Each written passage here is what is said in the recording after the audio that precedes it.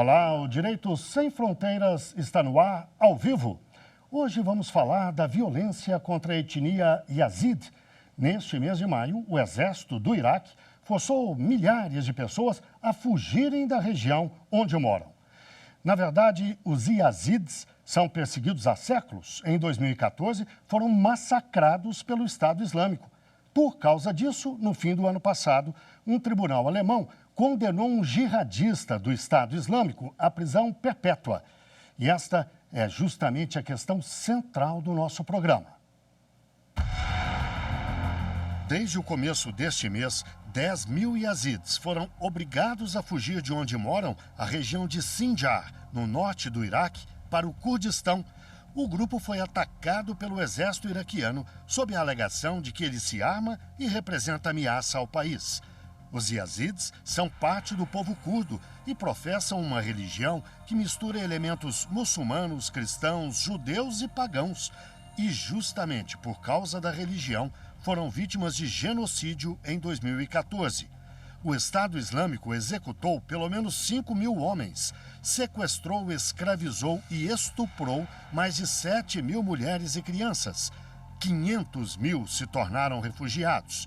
Os crimes ficaram mais conhecidos no mundo quando Nadia Mudar, uma estudante na época, foi escravizada e abusada, mas conseguiu escapar e tornou-se ativista de direitos humanos. Em 2018, ganhou o Prêmio Nobel da Paz. No ano passado, o jihadista iraquiano Taha Hawd, membro do Estado Islâmico e que esconde o rosto nestas fotos, foi apontado como um dos responsáveis por esse massacre. Por isso, acabou condenado à prisão perpétua pela Justiça da Alemanha, embora Taha Hawd e as vítimas não sejam cidadãos alemães e os crimes tenham sido cometidos em outro país. O Tribunal de Frankfurt alega que tem jurisdição sobre crimes de genocídio, de guerra e contra a humanidade, com base no princípio da jurisdição universal. E para falar deste assunto, vamos conversar ao vivo e online com Paulo Borba Casella, professor de Direito Internacional Público da Faculdade de Direito da USP, e ainda com Priscila Caneparo, doutora em Direito Internacional. Muito obrigado a vocês dois pela participação no Direito Sem Fronteiras. Eu começo com uma pergunta para o professor Paulo. Afinal, professor, por que os Yazids são tão perseguidos assim ao longo dos séculos? É uma questão exclusivamente religiosa, não? Veja, é uma questão religiosa e cultural também. E é motivada pela intolerância em relação a uma minoria que tem uma confissão religiosa que não se enquadra totalmente no Islã, nem em outras religiões majoritárias. Mas isso não justifica, de forma alguma, caracterizar como adoradores do diabo, como alguns fundamentalistas fazem, nem tampouco como hereges que têm de ser punidos e massacrados, o que é absurdo e indefensável. Professor, essa etnia mora não apenas no noroeste do Iraque, mas também em países vizinhos, né? Síria, me parece até no Azerbaijão, enfim, naqueles países ali próximos da região noroeste do Iraque. E tem hábitos culturais, ou pelo menos muita proximidade, se não talvez sejam parte do mesmo grupo que os curdos. É isso mesmo ou não? Veja, na verdade, o Iraque é um país que foi inventado no final da Primeira Guerra Mundial, o acordo Sykes-Picot entre britânicos e franceses, que fizeram as chamadas linhas no deserto. E nesse momento foi traçada, então, a fronteira entre Síria e Iraque. E o Iraque, desde o momento em que foi constituído, é um país etnicamente e religiosamente inviável, porque tem curdos ao norte, tem xiitas e sunitas.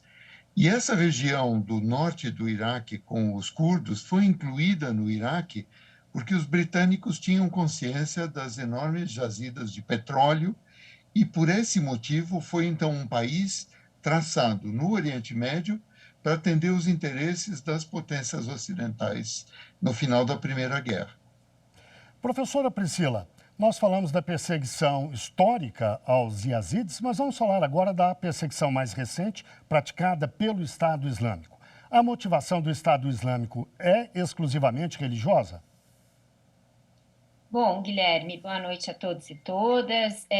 Primeiramente, para a gente entender essa perseguição em relação ao povo Yazid, a gente precisa regressar um pouquinho, né, já como o professor Paulo Borba Casala já relatou, ao final da Primeira Guerra Mundial, quando a gente tem a desintegração, então, do suposto Estado do Kurdistão, né, basicamente que foi desintegrado entre Armênia, Azerbaijão, Síria, Iraque, Irã e também Turquia, né, e o povo curdo ficou disperso entre esses estados, primeiro ponto. Segundo ponto, a partir de então começou toda uma estruturação de perseguição contra o povo curdo, não que já não ocorria anteriormente, né? Se a gente retomar o Império Otomano, existe a referência de 72 massacres, né, considerados como genocídio contra o povo curdo, mas em relação a essa estrutura estatal, né, que se integrou, né, a partir da Primeira Guerra Mundial, a gente vai observando, né, que essa perseguição cada vez mais se aprofundou de fato, né? E para aprofundar essa perseguição, o que aconteceu? Basicamente, os governos desses estados, antes de chegar efetivamente, né, ao Estado Islâmico, que não é Estado, né, definitivamente,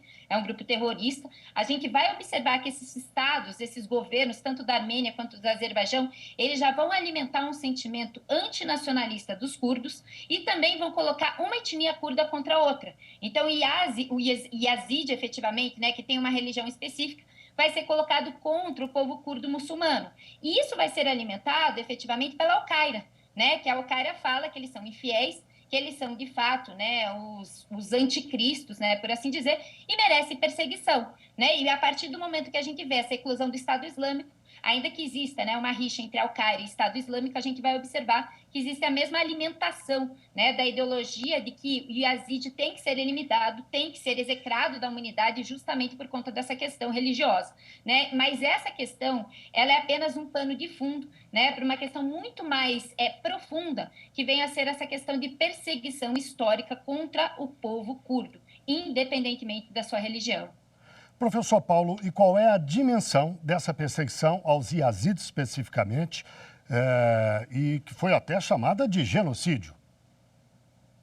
Sim, a caracterização de genocídio me parece correta, porque exatamente como diz a Convenção das Nações Unidas para Prevenção e Repressão ao Crime de Genocídio de 1948, e isso é retomado pelo Estatuto do Tribunal Penal Internacional, o Estatuto de Roma de 1998, que entra em vigor em 2002. O artigo 2º da Convenção de Genocídio tipifica o crime de genocídio como a destruição intencional de um grupo étnico ou religioso pelo fato de ser aquele grupo com aquelas características. Então, a caracterização de genocídio, Guilherme, me parece correta e adequada. A perseguição tem o propósito de perseguir e de eliminar integrantes daquele grupo, enquanto grupo, pelas suas próprias características religiosas, culturais e étnicas. E esse termo genocídio, Priscila, foi reconhecido pela ONU. O crime é de genocídio, segundo a ONU. Qual a importância disso, desse reconhecimento por parte das Nações Unidas? Bom, primeiramente a gente tem que pensar, né, que como o professor Paulo falou, existe essa caracterização do genocídio, não efetivamente, né, não apenas um crime contra a humanidade, né, pensando sempre um massacre indiscriminado contra uma população efetivamente, né, uma cultura, né, um aspecto nacional, um aspecto religioso, principalmente nesse fato. Dentro dessa perspectiva, a gente tem aí, né, dois caminhos, né, para possibilitar uma imputação de responsabilidade internacional, seja para o Estado, seja para o indivíduo. A gente tem a possibilidade de utilização do Tribunal Penal Internacional, né? Existe toda uma dificuldade nesse caso, né? Principalmente por conta do norte do Iraque ser uma região autônoma, né? Que é justamente onde estão ocorrendo essas ações, essas intercorrências do Estado Islâmico, mas em contrapartida, a partir do momento que a gente reconhece, né? A ONU reconhece essa questão, essa ação, né? Contra o povo Yazid como sendo genocídio, existe a abertura, né? Material de uma possibilidade de se formalizar um tribunal para investigar e justamente para imputar a responsabilidade por intermédio da aprovação do Conselho de Segurança. segurança. Então, tem um aspecto, além de simbólico, muito importante para conseguirmos, né, alcançar uma imputação de responsabilidade internacional, seja para quem for essa perspectiva, né, de se ter essa imputação, não apenas para entes abstratos, mas também para sujeitos. Professor Paulo, nós mostramos na reportagem, no começo do programa, a Nadia Murad, aquela vítima do Estado Islâmico que foi sequestrada, escravizada, violentada, acabou se tornando uma ativista e, por fim, ganhou o Prêmio Nobel da Paz. Qual a importância que ela teve nesse processo de reconhecimento por parte da ONU? Veja, Guilherme, como a reportagem bem indicou, é importante atrair a visibilidade para esse tratamento desumano e para essa intenção de eliminar o grupo enquanto tal. Então, quando se trata de genocídio, muitas vezes existe a dificuldade, como a professora Priscila apontou, de caracterização dos elementos tipificadores do delito. E no caso da perseguição aos yazidis, nós temos claramente configurada essa intenção de destruir o grupo enquanto grupo. E uma representante desse grupo receber um prêmio Nobel traz visibilidade e ajuda a alertar a comunidade internacional a respeito desse crime de intolerância, crime de genocídio, e é muito oportuno que a TV Justiça faça um programa como esse de hoje para mostrar também para os ouvintes brasileiros que esse problema do genocídio não se coloca somente na história em relação a crimes passados, como o dos Herero no começo do século XX no sul da África pelos alemães, o genocídio armênio e de outras minorias cristãs do Império Otomano e outros crimes de genocídio que foram cometidos. Existem e continuam a ser praticados crimes de genocídio e temos trabalhado no GEPIM, o Grupo de Estudos sobre Proteção Internacional de Minorias da USP, fizemos 12 palestras em 2019, 20 palestras em 2020 e temos uma dúzia de palestras em curso que é exatamente sobre crimes de genocídio do passado e em curso no momento. E dentre os quais o crime contra os yazidis permanece em curso. Então, é um genocídio que continua a acontecer sob os nossos olhos e acompanhado pela imprensa, e cumprimentos, mais uma vez, à TV Justiça por trazer essa barbaridade que está sendo cometida em nossos dias e ainda está em curso no momento. Professor Paulo, a gente vai voltar a falar desse assunto especificamente que o senhor abordou, a questão de outros genocídios, no segundo bloco. Acho até bastante interessante que o senhor tenha levantado a questão, eu agradeço. A gente volta já para falar disso. Antes da gente fazer o intervalo e ir para o segundo bloco, eu quero deixar uma pergunta no ar para que a professora Priscila responda em seguida. A pergunta é a seguinte: além da Nadia Murad, que a gente acabou de falar dela, a gente falou também na reportagem de um cidadão iraquiano chamado Taha Raud, justamente um militante do Estado Islâmico que acabou condenado à prisão perpétua por ter provocado a morte de uma criança de 5 anos, deixou ela exposta no sol durante um dia inteiro, sol de 50 graus, a criança morreu de sede, uma coisa terrível. Ele escravizou também a mãe dela e por isso acabou condenado à prisão perpétua. Mas foi condenado à prisão perpétua por um tribunal de Frankfurt, na Alemanha, e não pelo Tribunal Penal Internacional, como seria de se esperar. Então, a pergunta que eu lhe deixo é a seguinte: por que Frankfurt e não Haia? Por que o Tribunal Alemão e não o Tribunal Penal Internacional? Mas a resposta, então, fica combinado, vai ser logo depois do intervalo. Até já.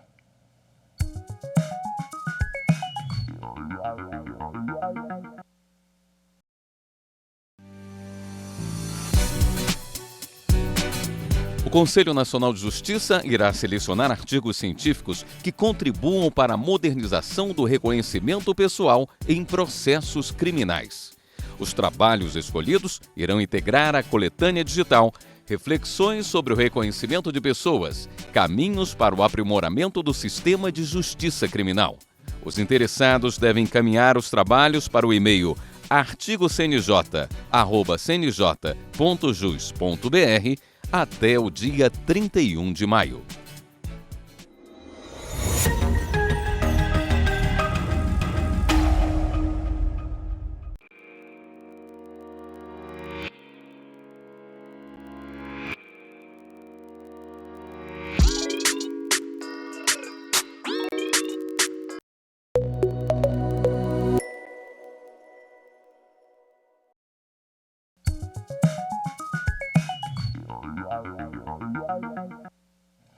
O Direito Sem Fronteiras está de volta. Hoje falamos sobre o genocídio da etnia Yazid. Os nossos convidados são Priscila Caneparo, doutora em Direito Internacional, e também Paulo Borba Casella, professor de Direito Internacional Público da Faculdade de Direito da USP. No bloco anterior, Priscila, eu deixei uma pergunta no ar para que você respondesse agora. A questão é por que o caso daquele iraquiano acusado de participar do genocídio do povo Yazid no Iraque foi julgado por um tribunal alemão e não pela Corte Penal Internacional. Por quê? Bom, primeiro ponto, né? A gente tem que eliminar o papel do Tribunal Penal Internacional para entender, né, o papel da Corte de Frankfurt, efetivamente, né, a jurisdição alemã, a jurisdição estrangeira e não a jurisdição internacional.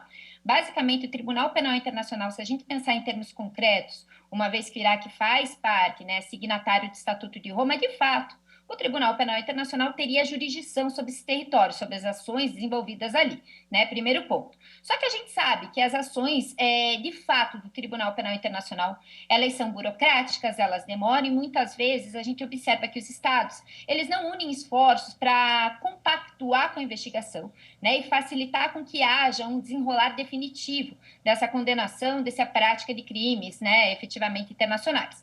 Em contrapartida, o direito internacional e a sociedade internacional como um todo, eles desenvolveram um mecanismo justamente para possibilitar com que não houvesse a impunidade dos chamados crimes internacionais.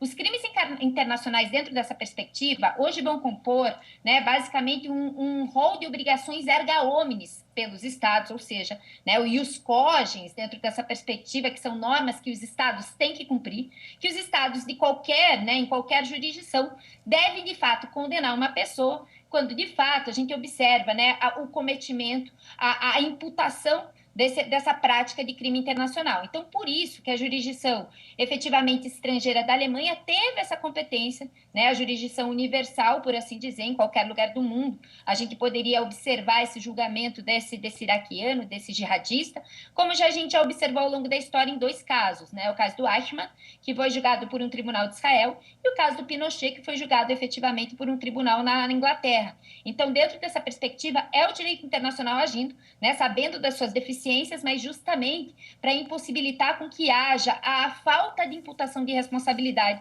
para esses crimes considerados como sendo mais graves, crime de genocídio, crime contra a humanidade e crime de guerra.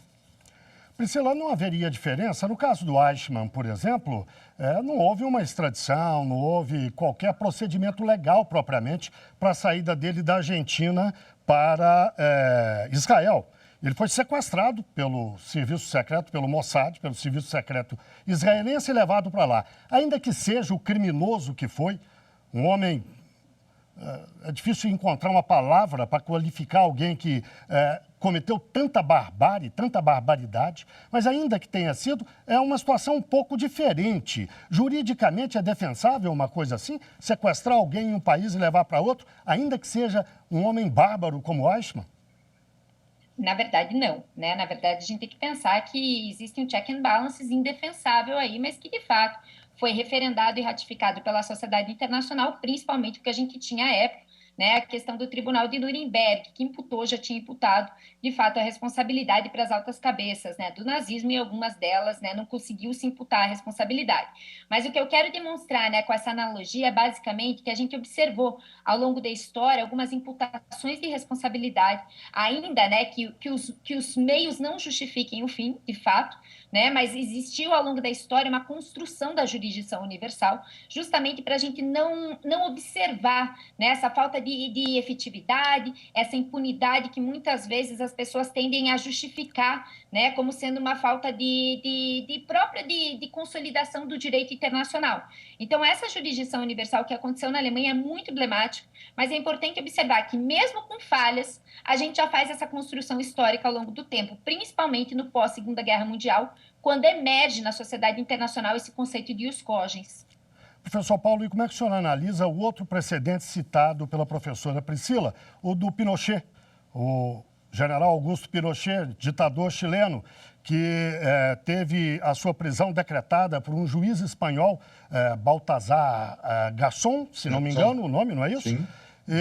E acabou viajando para a Inglaterra para se tratar de um problema de saúde e lá foi apanhado. Ficou um tempo preso, acabou sendo libertado mediante uma pressão terrível. Eu me lembro bem disso na época exercida pelo Reagan, que na época tinha acabado de sair da presidência dos Estados Unidos, e pela Thatcher, que ainda era primeira-ministra inglesa. Enfim, a questão política aí acabou valendo mais do que a decisão do juiz espanhol. Ele ficou, acho que 1 ano e meio, se não me engano, preso, voltou lépido para o Chile e ainda viveu mais 8 anos, se não me engano, apesar de todos os crimes e barbaridades que cometeu, tanto quanto o Eichmann. Como é que o senhor avalia a situação no caso dele? Veja, como bem foi lembrado pela professora Priscila, é inovador no sentido de se mostrar que mesmo um chefe de Estado, durante o período em que atuou como chefe de Estado, pode ter a sua responsabilidade penal internacional caracterizada. Isso vale para o atual presidente da República do Brasil em relação a crimes contra a minoria, os grupos indígenas e por crimes ambientais. Isso também foi caracterizado não só no caso Pinochet, mas também no caso do Slobodan Milošević, o presidente da Sérvia, que chegou a ser levado ao Tribunal Penal Internacional, mas houve a morte do acusado e, assim, o processo não pôde chegar até o seu final. No caso Pinochet, foi inovador, porque era exatamente a questão de um chefe de Estado, apesar de ter praticado tais atos enquanto chefe de Estado, existe uma responsabilidade penal e essa responsabilidade penal pode ser reconhecida. Então, estou totalmente de acordo que, embora se possa fazer alguns reparos formais quanto ao modo como atuou, como no caso Eichmann, claramente havia uma subtração ilegal de pessoa, então não é a forma adequada, como o Guilherme bem lembrou, de se fazer a subtração de um indivíduo, ainda que acusado dos piores crimes que se possa imaginar, ilegalmente e sem qualquer procedimento, junto às jurisdições do Estado territorial.